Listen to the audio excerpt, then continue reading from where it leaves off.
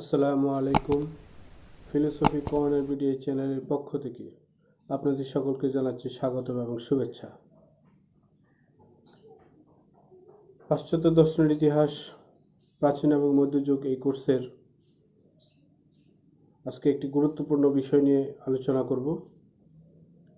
আজকের আলোচ্য বিষয় হচ্ছে মহান দার্শনিক হিরাক্লিটাসের একটি দার্শনিক তথ্য। সেটি হলো এরকম যে একই নদীতে দুইবার অবগাহন করা যায় না। এটি তার একটি বিখ্যাত উক্তি। এই উক্তিটির তিনি কেন করেছেন এবং তার ব্যাখ্যাটা কি, এগুলো নিয়ে আজকে আলোচনা করব। এবং এই বিষয়টি তোমরা যারা অনার্স প্রথম বর্ষের দর্শন বিভাগের শিক্ষার্থী তাদের জন্য 2020 সালে যারা পরীক্ষার্থী তাদের জন্য অবশ্যই এটি খুবই গুরুত্বপূর্ণ একটি বিষয়। প্রায় সময়ই এই হিরাক্লিটাসের এই দার্শনিক উক্তিটি পরীক্ষায় আসে। এছাড়াও তার আরও বেশ কিছু উক্তি রয়েছে।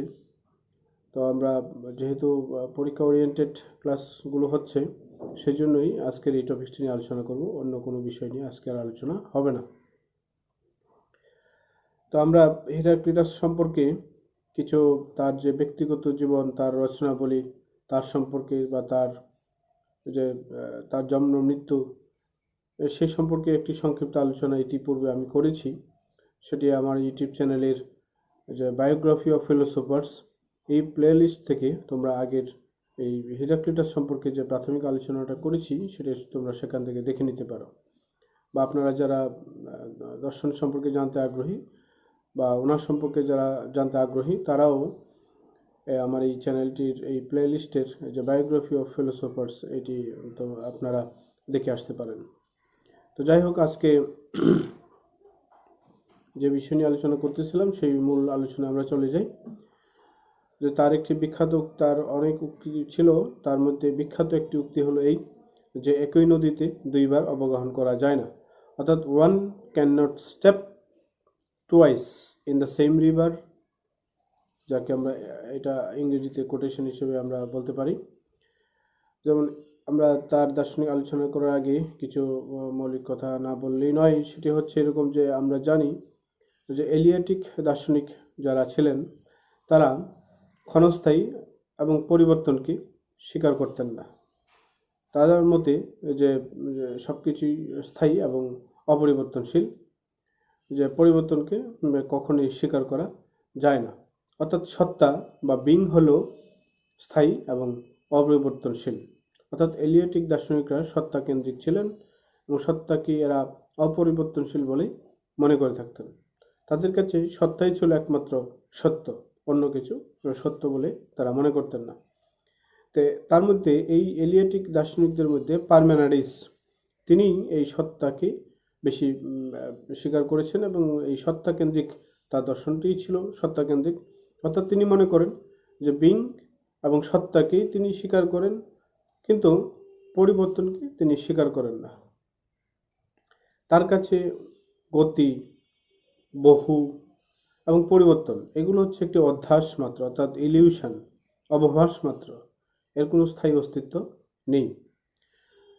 এখানেই হিরাক্লিটাসের সঙ্গে এই যে এলিয়াটিক দার্শনিকদের একটি বিরোধ তৈরি হয়, আর এই বিরোধকে কেন্দ্র করেই এই হিরাক্লিটাসের যে দার্শনিক তথ্য সেটি এগিয়ে যায় এবং তাদের এই বিরুদ্ধ মত পোষণ করে হিরাক্লিটাস বলে থাকেন যে গতি এবং পরিবর্তনই হচ্ছে সত্য। আর পারমেনাডিস বলছিলেন যে সত্তাই হচ্ছে একমাত্র সত্য। কিন্তু এলিয়াটিক দার্শনিকদের বিরুদ্ধে যে হিরাক্লিটাস তিনি বললেন যে গতি এবং পরিবর্তনই হচ্ছে চূড়ান্ত সত্য, অন্য কিছু আর সত্য নেই। হিরাক্লিটাস সত্তা এবং স্থায়িত্বকে স্বীকার করেননি, যেটা পারমেনাডিস স্বীকার করেছিলেন। বা এলিয়াটিক দার্শনিকরা তারা মনে করেন যে সত্তা এবং স্থায়িত্ব হচ্ছে সত্য এবং পরিবর্তনটা তার স্বীকার করেন নাই। কিন্তু এখানে হিরাক্লিটাস কি বলছেন যে সত্তা এবং স্থায়িত্বকে তিনি মিথ্যা বলেছেন। তার যুক্তি হলো জগতের দিকে যদি আমরা তাকাই, আমরা দেখতে পাবো যে সব কিছুই পরিবর্তনশীল, কোনো কিছুই স্থির হয়ে দাঁড়িয়ে নেই। প্রত্যেক বস্তুর পরিবর্তন এবং রূপান্তরের মধ্য দিয়ে নতুন নতুন রূপ বা ফর্ম এবং আকার সেখানে ধারণ করে থাকে। জগতের এই পরিবর্তন দেখেই হিরাক্লিটাস মন্তব্য করেন যে into the same river we go down and we do not go down, for into the same river no man can enter, ever it flows in and flows out. হিরাক্লিটাসের এরকম আরও কিছু বিখ্যাত উক্তি রয়েছে, যেমন তিনি বলেছেন যে ever never water follow on those who step into the same river.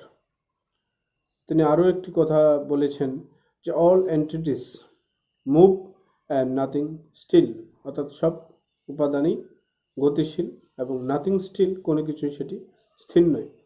এছাড়াও আমরা দেখতে পাই যে তিনি আরও কিছু উক্তি করেছেন যে everything change and nothing remain still and you can't step twice into the same stream. ওই নদীতে দুইবার অবগাহন করা যায় না, এমনকি একবারও অবগাহন করা যায় না, কারণ শ্রুতির অংশবিশেষ স্পর্শ করার পূর্বেই তা বাহিত হয়ে যায়। জগতের ক্ষেত্রেও একই কথা প্রযোজ্য। দুটি মুহূর্ত কখনোই এক হতে পারে না। জগতের সব কিছুই পরিবর্তনশীল এবং বহমান। তিনি আরও একটু অগ্রসর হয়ে বলেন, প্রতিদিন একই সূর্য উদিত হয় না এবং একই সূর্য অস্তও যায় না। প্রতিদিন নিত্য নতুন সূর্যের উদয় হয়। অর্থাৎ নদীর উত্তাল তরঙ্গ পরিবর্তিত হচ্ছে। এক ঘন্টা স্থায়ী ক্ষুদ্র কীট থেকে শুরু করে স্পষ্ট পাহাড় পর্বত পর্যন্ত প্রতিনিয়তই পরিবর্তিত হচ্ছে। তাই জগতের সব কিছু তিনি পরিবর্তনের মধ্যেই দেখে থাকেন। তিনি কেবল চরম স্থায়িত্বের কথাই অস্বীকার করেননি, বরং আপেক্ষিক স্থায়িত্বকেও তিনি অস্বীকার করেছেন।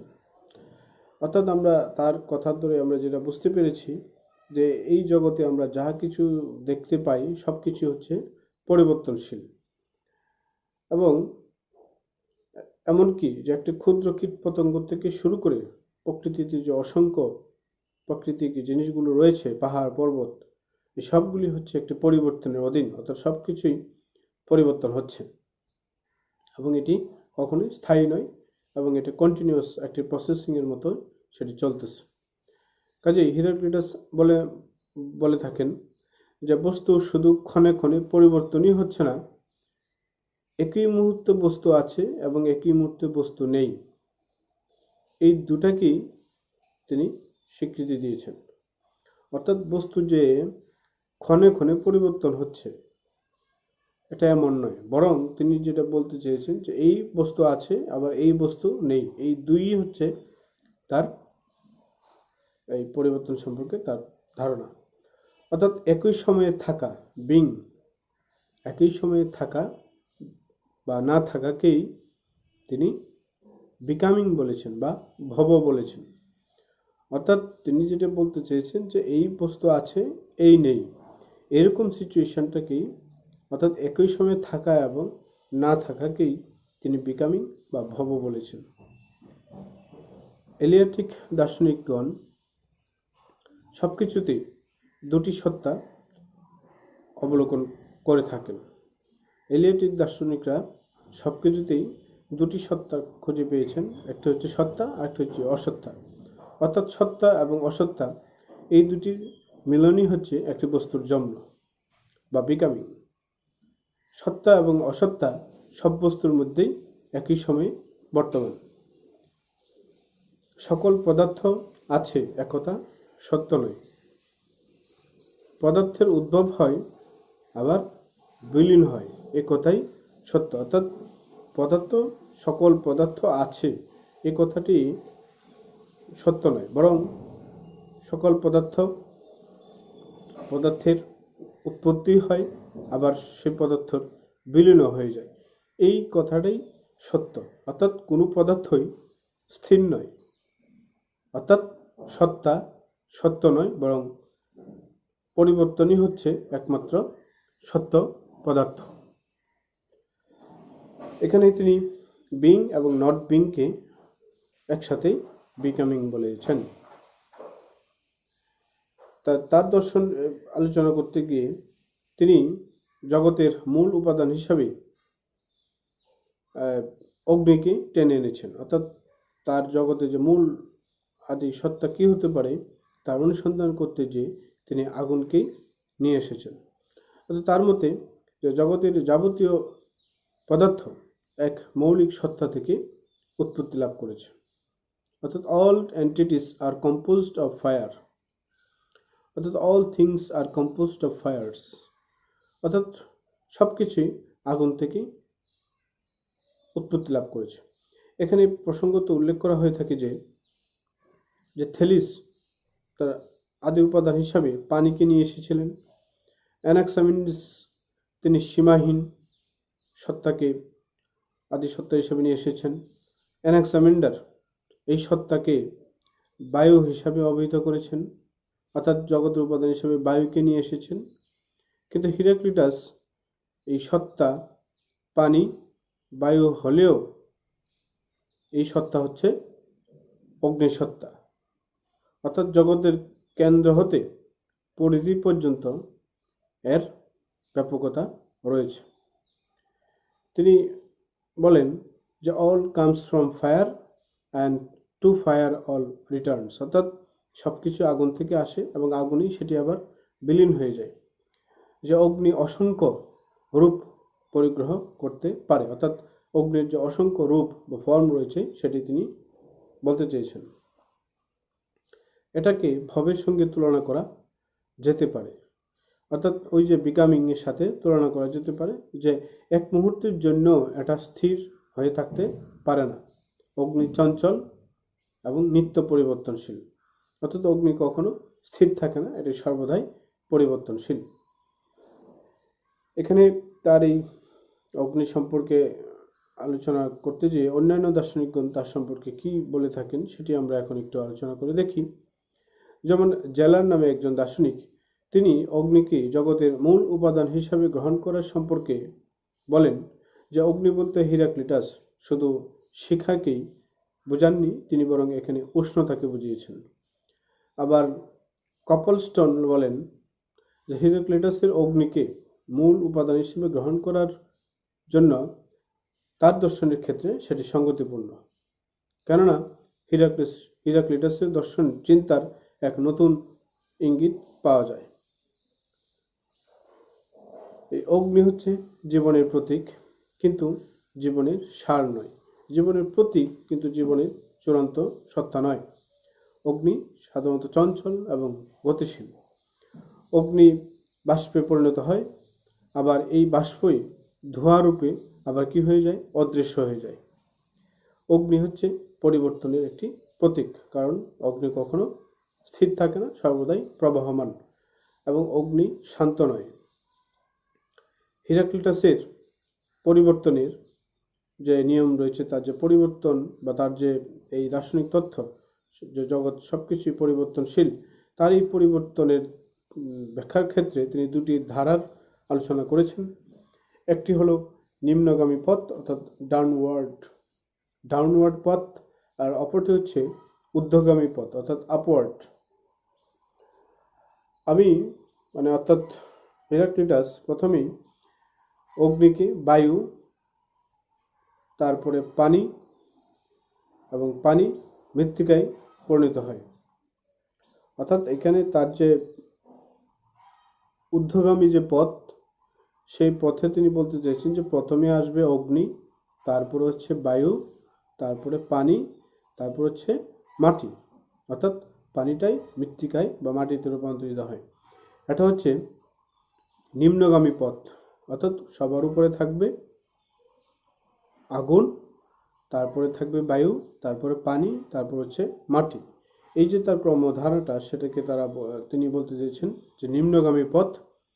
আরেকটি হচ্ছে ঊর্ধ্বগামী পথ, অর্থাৎ এখানে প্রথমে থাকবে মাটি, তারপরে থাকবে পানি, তারপরে থাকবে বায়ু, সর্বশেষ থাকবে অগ্নি, অর্থাৎ বিপরীত, অর্থাৎ সবকিছুর মূলেই রয়েছে অগ্নি, আগুন। জগতের গতি এবং পরিবর্তন সর্বত্রই এই নিয়ম অনুসারেই সংঘটিত হয়ে থাকে। বিশ্বের পরিবর্তন সর্বত্রই শৃঙ্খলা এবং অসঙ্গতি আছে। হিরাক্লিটাসের মতে পরিবর্তন একটা নিয়ম বা শৃঙ্খলা অনুসারে ঘটে থাকে, তাই নিম্নগামী এবং ঊর্ধ্বগামী উভয় একই পথ। অর্থাৎ তিনি বলছেন যেখানে বিশৃঙ্খলা আছে সেখানে শৃঙ্খলাও রয়েছে, যেখানে সঙ্গতি রয়েছে সেখানে অসঙ্গতি রয়েছে। অর্থাৎ এই সঙ্গতি এবং অসঙ্গতিকে আলাদা না দেখে তিনি সেটাকে একই বলতে চেয়েছেন। অর্থাৎ এই যে বিশ্বে যে নানান রকমের পরিবর্তন, সেই সব পরিবর্তনটা সর্বদাই শৃঙ্খলা এবং অসঙ্গতি রয়েছে, আর পরিবর্তনের একটা নিয়ম বা শৃঙ্খলা অনুসারে ঘটে থাকে। সেজন্যই তিনি বলতে চেয়েছেন যে নিম্নগামী এবং ঊর্ধ্বগামী এই দুটি ধারাই হচ্ছে একই ধারা, অর্থাৎ একই পথ। হিরাক্লিটাস ভব বা বিকামিং ভিন্ন অন্য কোনো কিছুর অস্তিত্ব স্বীকার করেন না। অর্থাৎ এই যে বিকামিং, অর্থাৎ একই সাথে সত্তা এবং একই সাথে অসত্তা থাকা এবং না থাকা, এই যে বিকামিং, এটা কি তিনি কি করেছেন? স্বীকার করেছেন। এর বাইরে অন্য কোনো অস্তিত্ব তিনি স্বীকার করেননি। আবার তিনি অগ্নিকে জগতের মূল তথ্য বলে স্বীকার করেন। এখানে একটি প্রশ্ন স্বাভাবিকভাবে উঠতে পারে যে হিরাক্লিটাস কি থেলিসের পানি এবং অ্যানাক্সিমেনিসের বায়ুর ন্যায় অগ্নিকে জগতের উপাদান বলে ভাবেন এবং ভবের অতিরিক্ত অন্য পদার্থের অস্তিত্ব স্বীকার করে ফেললেন? এ প্রশ্নের একজন দার্শনিক সুয়েগালার তিনি বলেন না, তা তিনি করেন না। অর্থাৎ এখানে একটি প্রশ্ন থাকতে পারে যে তিনি বিকামিং বা ভব ছাড়া যেহেতু অন্য কোনো কিছুর অস্তিত্ব স্বীকার করেননি, আবার তিনি জগতের উপাদান হিসেবে অগ্নিকে নিয়ে এসেছেন, সে কারণেই তিনি কি থেলিসের সেই পানি বা অ্যানাক্সামিন্ডারের বায়ু তাদের পথ অনুসরণ করে তিনি কি অন্য একটি বস্তু বা পদার্থের অস্তিত্ব স্বীকার করে নিয়েছেন? এটি একটি প্রশ্ন উত্থাপিত হওয়ার সম্ভাবনা দেখা দেয়। এবং এই প্রসঙ্গে আরেকজন দার্শনিক সুয়েগালার তিনি বলেন না, হিরাক্লিটাস সেটা করেন নাই, বরং তিনি অগ্নিকে ভবের প্রকাশ বা প্রতীক হিসাবে ধরে নিয়েছেন, কিন্তু সাথে সাথে তিনি একে ভবের আধার বা যে উপায়ে গতিশক্তি ভব প্রবাহের উৎপাদন করে তাও কল্পনা করেছেন। এই শক্তি প্রতিরুদ্ধ হয়ে প্রথমে বায়ু, পরে পানি এবং পরে মাটিতে পরিণত হয়, পরে প্রতিরোধ জয় করে আবার অগ্নিতে প্রজ্বলিত হয়। এই যে সার্কেলটাই, সেটাকেই তিনি ব্যাখ্যা করেছেন ভবের আধার হিসাবে। আমরা সাধারণত মনে করি যে এক বস্তু যখন অন্য বস্তুতে রূপান্তরিত হয়,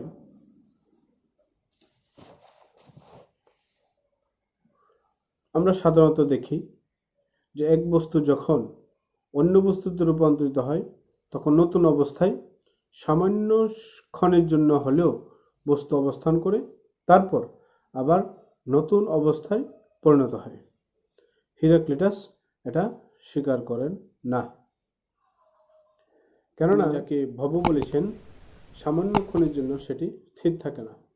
ভবের প্রধান বৈশিষ্ট্য হলো গতি এবং চঞ্চলতা। অর্থাৎ সেই যে বিকামিং এর কথা তিনি বলেছেন, সে তার একটি অন্যতম বৈশিষ্ট্য হলো গতি এবং চঞ্চলতা। বিশ্ব অনবরত পরিবর্তিত হলে জগতে সত্তা বলে কিছু আছে কি? যদি সবকিছুই পরিবর্তনশীল হয়, চলনশীল হয়, তাহলে কি সত্তা বলে কিছু আছে? এই প্রশ্নের উত্তরে বলা যায় বিশ্বের সত্তা আছে, তবে সত্তার সঙ্গে সঙ্গে অসত্তাও আরোপ করতে হয়। অর্থাৎ তিনি বলতে চেয়েছেন সত্তা বলতে যে থাকা এবং না থাকা, অর্থাৎ সত্তা এবং অসত্তা উভয়ই, অর্থাৎ সত্তার সাথে সাথেই অসত্তার আরোপ করতে হয়, তখনই সেটাকে সত্তা বলা যাবে। এলিয়াটিক দার্শনিকদের মতে হিরাক্লিটাস ইন্দ্রিয় এবং যুক্তি বুদ্ধির মধ্যে পার্থক্য করেছেন, যে ইন্দ্রিয় এবং বুদ্ধির মধ্যে তিনি পার্থক্য করেছেন কারা? এলিয়াটিক দার্শনিকরা। কিন্তু হিরাক্লিটাস তিনি আবার বলেন যে সত্য যে আমরা যাকে সত্য বলবো সেটা ইন্দ্রিয়ের উপর নির্ভরশীল নয়, বরং কেবল বুদ্ধির দ্বারাই সত্যকে জানা যেতে পারে। অর্থাৎ ইন্দ্রিয়ের দ্বারা আমরা যেটাকে সত্য বলে মনে করে থাকি সেটা সত্য নাও হতে পারে, কারণ ইন্দ্রিয় অনেক সময় ভুল তথ্য দিয়ে থাকতে পারে। কিন্তু বুদ্ধির সাহায্যে কেবল সত্যকে জানা যায়, এটি হিরাক্লিটাস বলতে চেয়েছেন। অর্থাৎ ভবই বা বিকামিংই যে সত্য তা কেবল বুদ্ধির সাহায্যেই জানা যায়। অর্থাৎ এখানে হিরাক্লিটাস তিনি মানুষের সার্বিক বিচার বুদ্ধির কথাই এখানে আলোচনায় নিয়ে এসেছেন। কাজেই আমরা উপরের আলোচনা থেকেই আমরা এই সিদ্ধান্তে আসতে পারি যে হিরাক্লিটাস প্রাক সক্রেটিস যুগের দার্শনিকদের মধ্যে সর্বাপেক্ষা শক্তিশালী ছিলেন, যার কথা আমি প্রথম ক্লাসে বলেছিলাম যে হিরাক্লিটাসের দার্শনিক তত্ত্ব সম্পর্কে সক্রেটিস খুবই পছন্দ করতেন এবং তার খুবই প্রশংসা করতেন। এবং সক্রেটিসের পূর্ববর্তী সময়ের কালে যে সমস্ত দার্শনিক সম্প্রদায় রয়েছে বা দার্শনিকরা রয়েছে তার মধ্যে হিরাক্লিটাস ছিলেন সবচেয়ে প্রভাবশালী এবং শক্তিশালী। তিনি শুধু একটি নতুন মতবাদ প্রচার করেছিলেন এমন নয়, তিনি গ্রিক দর্শনে এক নতুন অধ্যায় সংযুক্ত করেছিলেন। হিরাক্লিটাস দেখিয়েছেন যে সত্তার গতিশীল দিকটিকে স্থির অমূর্ত প্রত্যয়ের সাহায্যে ব্যাখ্যা করা যায় না, এবং তার এই মতবাদটিকে সাম্প্রতিক কালের অস্তিত্ববাদী দার্শনিকরা এই দিকটার প্রতি সকলের দৃষ্টি আকর্ষণ করেছেন। এই হচ্ছে হিরাক্লিটাসের যে একই নদীতে দুইবার অবগাহন করা যায় না তার একটি ব্যাখ্যা। তার থেকে আমরা বাস্তবিক জীবনে কি প্রয়োগ করতে পারি, তার এই কথার ভিত্তিতে আমরা বাস্তব জীবনে যদি তার প্র্যাকটিক্যাল দিকটি আমরা আলোচনা করি তাহলে দেখতে পাবো যে আসলেই আমাদের এখানে আমি ব্যক্তিগতভাবে যে তার এই উক্তির মধ্যে একটি মানবিক গুণাবলীও সেখানে রয়েছে বলে আমার মনে হয়। যেমন যে বলেছেন যে একই নদীতে দুইবার অবগাহন করা যায় না, কারণ এক সময় আমি নদীতে যেভাবে পেয়েছি ঠিক তার পরক্ষণেই সেটি হয়তো অন্যরকম চেঞ্জ হয়ে গেছে। পৃথিবীর কোথাও না কোথাও সেটি হয় বেড়ে গেছে, না হয় কমে গেছে, না হয় পানি উষ্ণতা বেড়েছে, না হয় কমে গেছে, না হয় পানি বৃদ্ধি পেয়েছে, না হয় পানি কমে গেছে। অর্থাৎ একই রকম কিন্তু আর থাকলো না, অর্থাৎ মূর্তি সেটি পরিবর্তন হয়ে গেছে। বাস্তব জীবনেও যদি আমরা দেখতে পাই যে আমরা অন্যের মতের প্রতি বা অন্যের আদর্শের প্রতি যে আমরা অনেক সময় একগুঁয়েমিতা প্রকাশ করে থাকি, যে তার মত সে আমার সাথে এই করেছে সেই করেছে, এটা হয়তো তার একটি সময়ের ব্যাপার, কিন্তু পরক্ষণেই হয়তো সেটি তার নাও থাকতে পারে। আবার এখন যেটাকে তাকে আমার অনেক ভালো মনে হলো, কিন্তু কিছুক্ষণ পরে সেই ভালোটা নাও থাকতে পারে। কিন্তু যেহেতু সব কিছুই পরিবর্তনশীল, তো বাস্তবিক জীবনে সেটাকে আমরা এই দিকটাও মানবিক দিক হিসাবে বিবেচনা করতে পারি। সেই হিসাবে কারোর সাথে আমাদের কোনো শত্রু ভাবাপন্ন মন মানসিকতা থাকার কথা নয়, যদি আমরা তার এই তথ্যটি অবশ্যই আমরা মনে প্রাণে বিশ্বাস করে থাকি এবং বুঝে থাকি। আশা করি তোমরা তার এই দার্শনিক তথ্যটি সম্পর্কে বিস্তারিত বুঝতে পেরেছ। আবারও বলছি, প্রথম থেকে শেষ পর্যন্ত ক্লাসটি আবার দেখো, আশা করি তোমাদের বুঝতে কোনো সমস্যা হবে না। তো আজকে এই পর্যন্তই, পরবর্তীতে আমরা অন্য একটি দার্শনিক তথ্য নিয়ে আলোচনা করব। তো খোদা হাফেজ।